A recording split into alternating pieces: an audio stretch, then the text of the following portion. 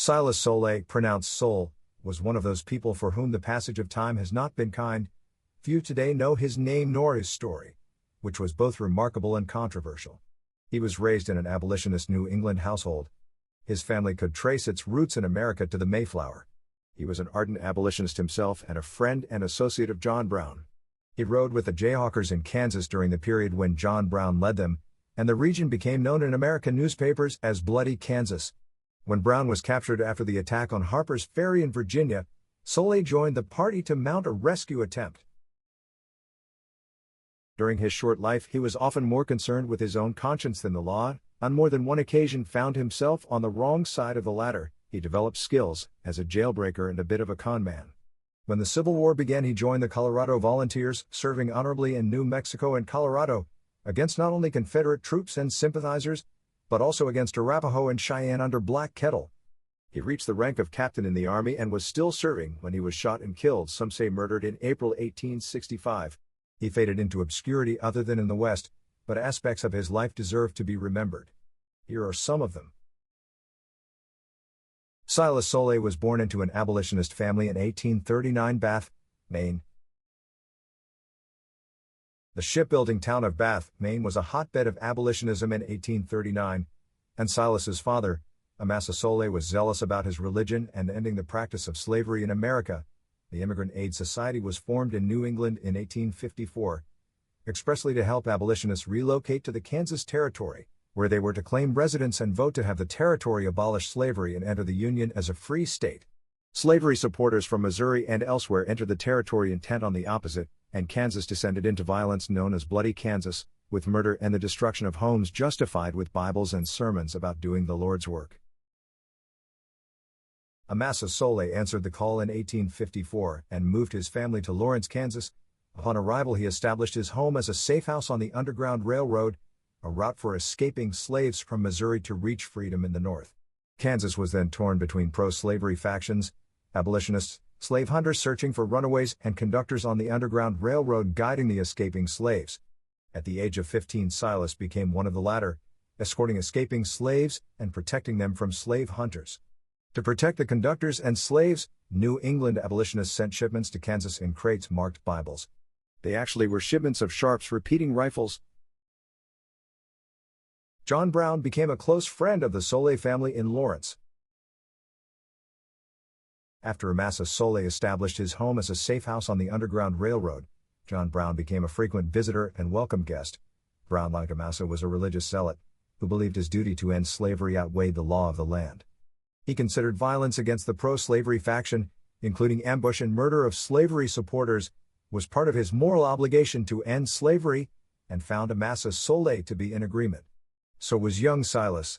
He became one of Brown's allies, and rode with him and his sons in many of their raids against the pro-slavery settlements along the Kansas-Missouri border. Both sides became known by many names, including border ruffians for the pro-slavery factions, and Jayhawkers for Brown and like-minded groups. Both were derisive terms applied to their enemies by their opponents. Silas Soule developed the reputation of being one of the most dangerous of the Jayhawkers. By 1856, the two sides were engaged in guerrilla warfare, attacking armed parties and raiding settlements in both Kansas and Missouri. Merciful treatment of opponents, especially by John Brown and his men, was rare. In 1859, Silas Soule took part in a raid which cemented his reputation as one of the most fearsome of the raiders. The capture and trial of Lawrence physician John Doy.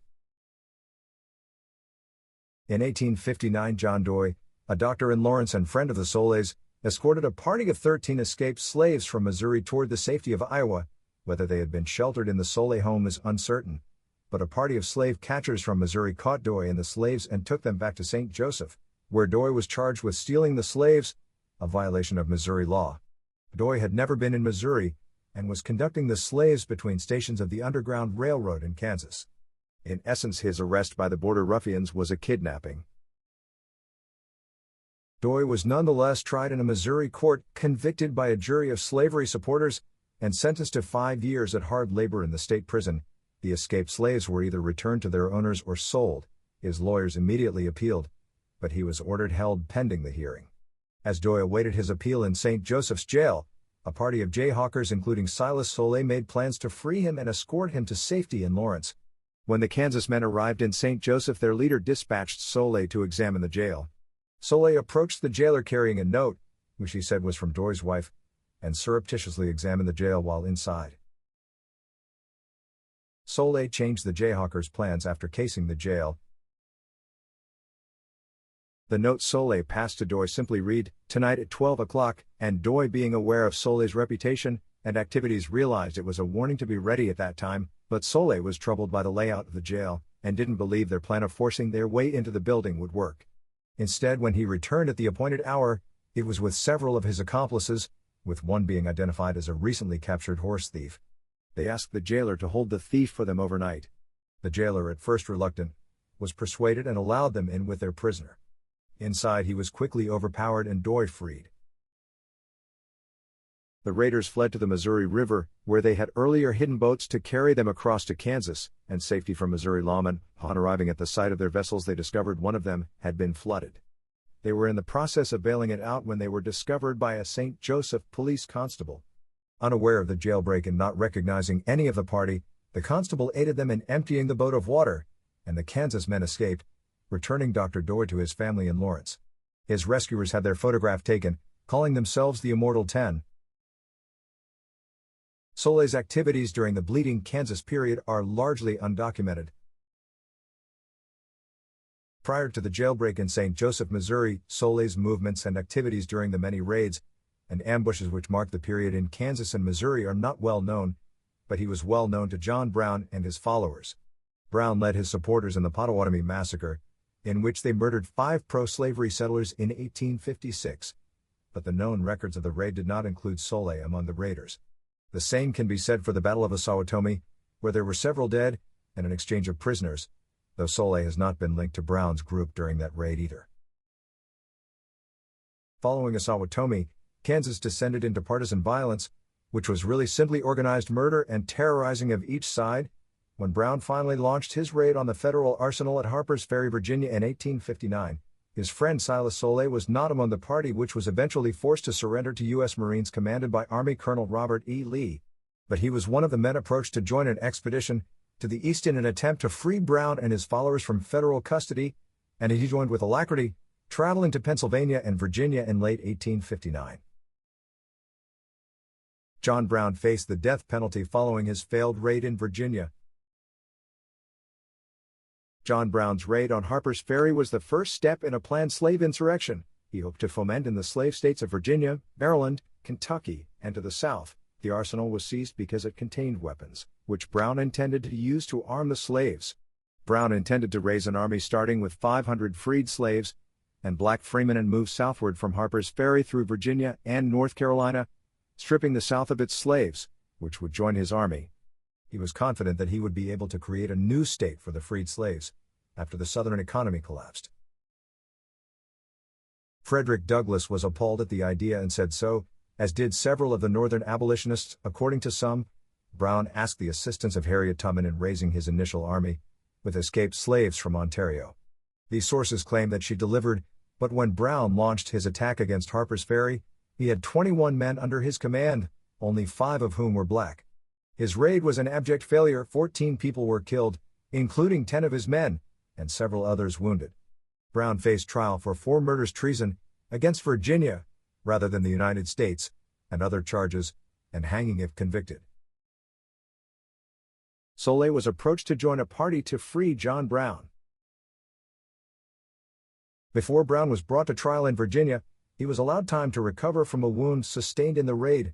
His supporters began making plans to rescue him from Virginia custody. Northern publisher Richard Hinton, a staunch abolitionist, traveled to Lawrence, explained his plan to Soule, and persuaded the latter to travel with him to Pennsylvania.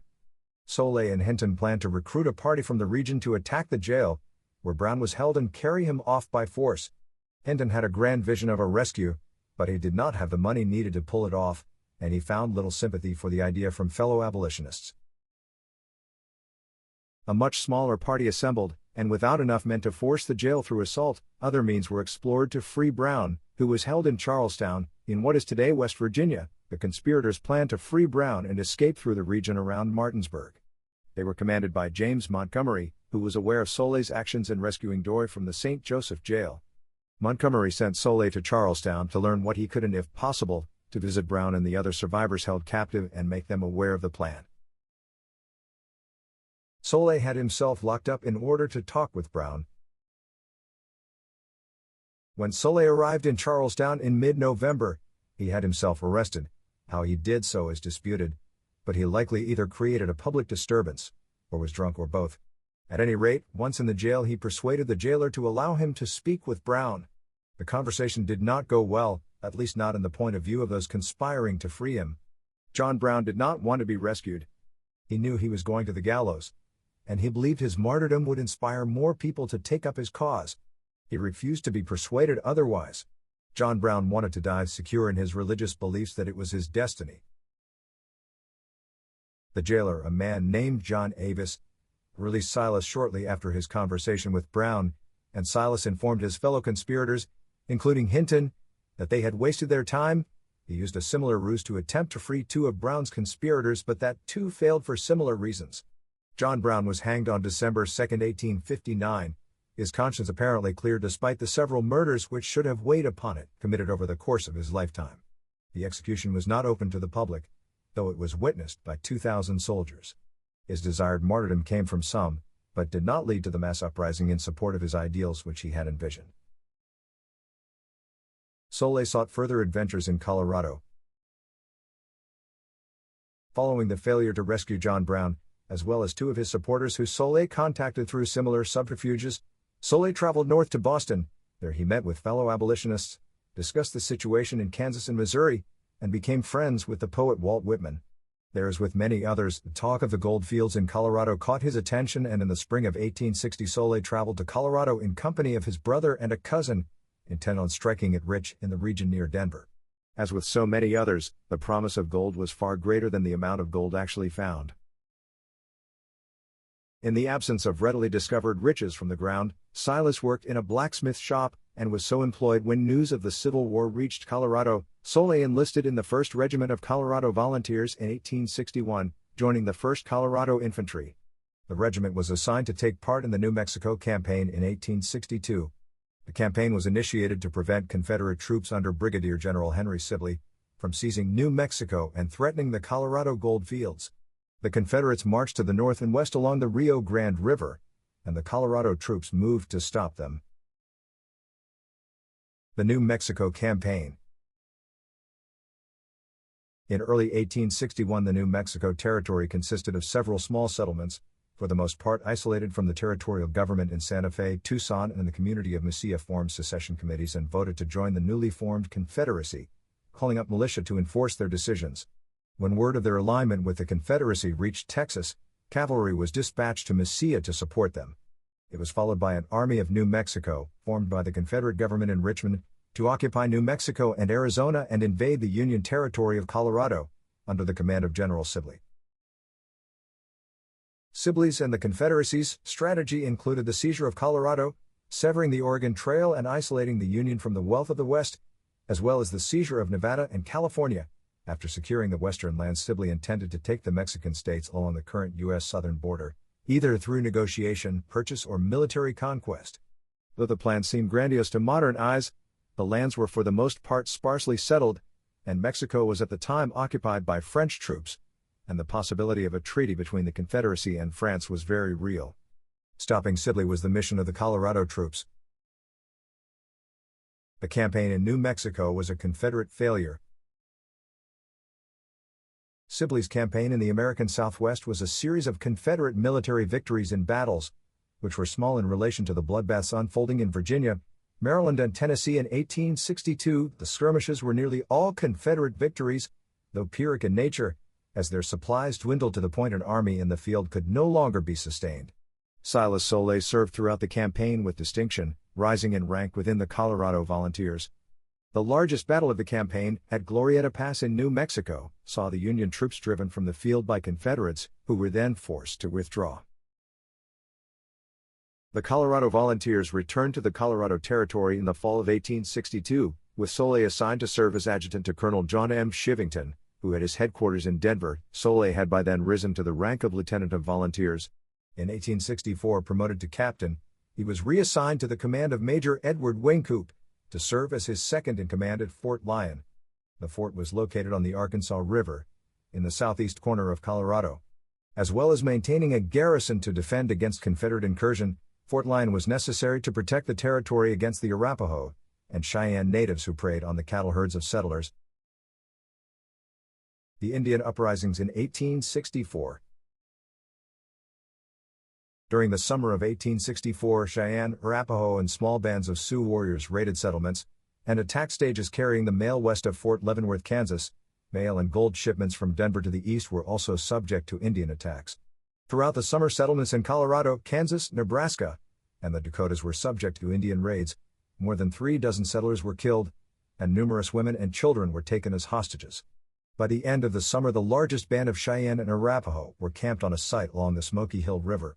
It was approached by a force of Union troops from Fort Lyon, with Wynkoop in command and Soule included among their number. The expedition from Fort Lyon wanted to negotiate a peace with the Indians, rather than deal with them militarily, but was prepared to do the latter if the Indians proved intractable. Soule was assigned to escort 7 of the tribal leaders to Denver, to have their grievances addressed by the territorial governor, John Evans, and Colonel John Chivington. Despite agreeing to cease raiding, the raids by bands of Cheyenne and Arapaho throughout the western territories continued, and the settlers demanded action from the government as several ranches and farms were destroyed by roving bands. The Smoky Hill and Camp Weld Councils in 1864. In September 1864, Wynkoop and Soule negotiated with Cheyenne leader Black Kettle and other Indian leaders for the release of hostages held by the hostile bands at the Indian encampment at Smoky Hill River. The hostages, 4 white children whose parents had been killed in raids, were offered by Black Kettle and Arapaho leader Left Hand in exchange for a promise to treat with Governor Evans. Soule escorted the native leaders to meet with the governor and Colonel Chivington at Camp Weld near Denver, while Wynkoop returned to Fort Lyon with the children. While the attempts to negotiate a peace with the Cheyenne went on, the federal government in Washington finally acquiesced to public pressure and the lobbying of Colonel Chivington, among others, to create a Denver-based militia regiment to deal with the marauders. Soule returned to his post at Fort Lyon, while Black Kettle moved with his followers to a camp on the Sand River. Cheyenne and Arapaho raids continued, with Cheyenne Dog Soldiers, organized warriors, renouncing Black Kettle's efforts to establish peace between the natives and the white settlers. The Indian band split up after the Camp Weld Council. The Cheyenne and Arapaho bands split into different groups following the failed negotiations for peace, with Black Kettle and about 250 of his followers moving to Fort Lyon in the autumn. Most of the Dog Soldiers and the Arapaho warriors refused to comply with the demands of the Colorado government. The natives under Black Kettle were moved to an encampment on Big Sandy Creek, about 40 miles from Fort Lyon. Meanwhile, attacks by Dog Soldiers and other roving bands of Arapaho and Cheyenne continued throughout the region. In November, Colonel Chivington moved just over 400 men of the 3rd Colorado Cavalry from Denver to Fort Lyon. When he arrived at Fort Lyon, Chivington, the senior officer present, assumed command of the garrison, including Soule, who was in command of Company D of the 1st Colorado Cavalry.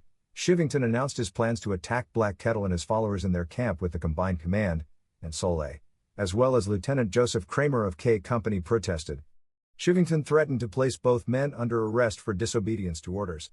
"Damn any man who sympathizes with Indians," Chivington reportedly said. "Kill and scalp all, big and little, nits make lice."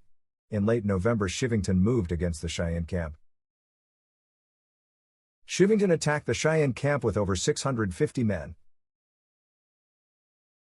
Despite protesting vigorously over the attack to his fellow officers, Soule led his company with the rest of the command under Chivington on a night march, November 28 to 29, 1864. They arrived at the camp at Sand Creek just before dawn, with many of the men having spent the night consuming whiskey as a means of keeping warm. When Chivington ordered his men to attack the village, killing all found within, Soule and Kramer ordered their men not to fire, unless they were forced to in self-defense. The attack included the use of artillery by the Colorado troops, who also took some casualties from the resistance of the few warriors in the village.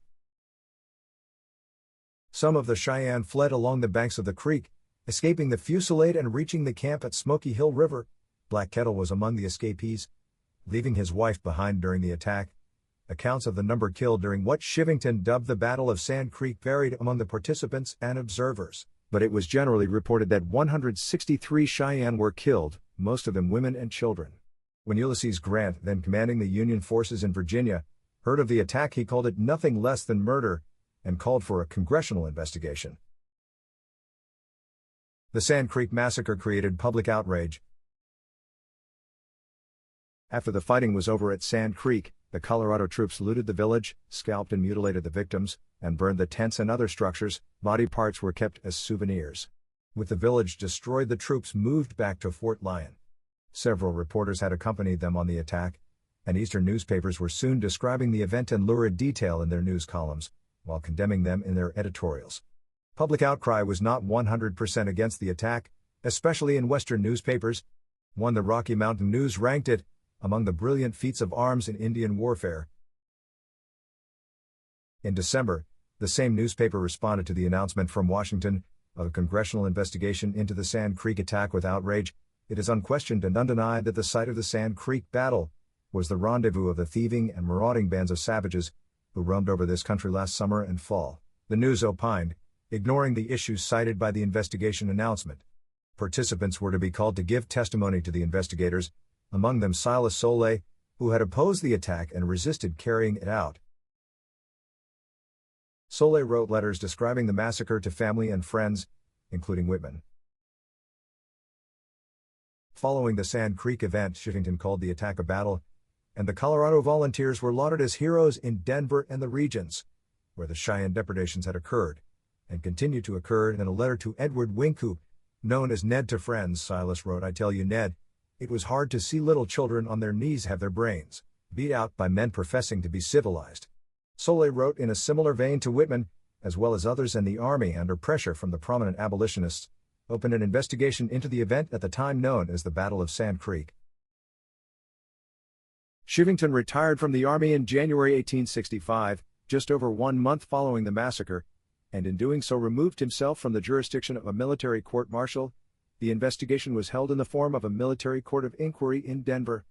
The city and public opinion were sharply divided, with some continuing to praise Chivington and the Colorado volunteers as heroes, and those who condemned the Sand Creek action as Fort Lyon Indian lovers.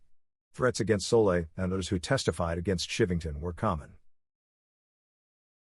Soule testified that he protested the attack to an officer junior to Chivington.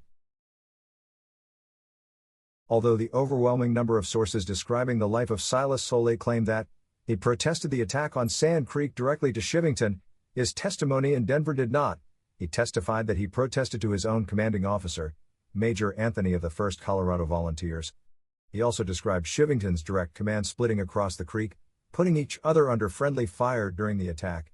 He stated that women and children, attempting to escape, were shot and killed by Chivington's men, after which many were scalped and mutilated. Asked if Chivington intervened to stop them, he testified, "Not that I know of."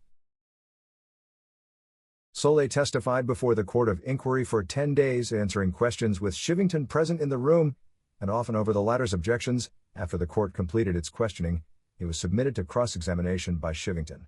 He was then re-examined by the court to clear up issues which had arisen during the cross-examination. During his re-examination, he stated, in response to a question about the attack, "I believed until the firing commenced that we would not attack the village." His testimony ended on February 21, 1865. Chivington offered to pay a bounty to anyone who killed an Indian or Indian sympathizer. Just before the court of inquiry convened, Chivington took advantage of the heated divide in Denver to publicly announce he would personally pay a $500 bounty to anyone who killed either an Indian or an Indian sympathizer, with newspapers such as the Rocky Mountain News calling the men of the 1st Colorado Cavalry, which included Soule and Kramer as well as its commander Major Anthony, Indian lovers. It was a clear threat against the men of the 1st scheduled to testify regarding the Sand Creek affair. Both Kramer and Soule informed members of the court privately that they had received death threats prior to and following their testimony. Chivington was not subjected to any legal nor financial penalty for the action at Sand Creek, which throughout his own testimony he continued to call a battle. He also continued to claim a far higher number of warriors were killed in the action than the physical evidence supported. All of the testimony critical of Chivington came from the officers of the 1st Colorado Volunteers. Those of the 3rd were all supportive of their commander. In all 3 different investigations into the Sand Creek affair were conducted, none of which resulted in anything other than the destruction of Chivington's reputation, which in turn prevented him from entering his desired political career. Soule continued to serve as an assistant provost marshal in Denver. While still an officer in the 1st Colorado Volunteers, Soule served as an assistant provost marshal, a policeman, in essence in Denver. He mustered out as a soldier in early 1865, but continued to serve as a provost marshal, a position he held when he delivered his testimony, and when Chivington announced his $500 bounty. Following his testimony, he and other provost marshals patrolled Denver's streets. The city remained divided over the Sand Creek affair, and the reporting of events in eastern newspapers was bitterly decried by those of the West. Other than in Denver, Soule's role in the affair was almost completely unknown. Few of the letters which Soule and Walt Whitman exchanged survive, and in those that do there is little discussion of political affairs. Instead, Soule's letters are frank reports of his travels and adventures, including while on military expeditions. Another letter which he wrote to Ned Wingcoop reported his objections to the attack on Black Kettle's village at Sand Creek, stating that he made the objections to officers of the 3rd Colorado Volunteers, who in turn reported them to Chivington. In both his testimony and his surviving letters, he never stated that he made the objections directly to Chivington, neither before nor after the attack.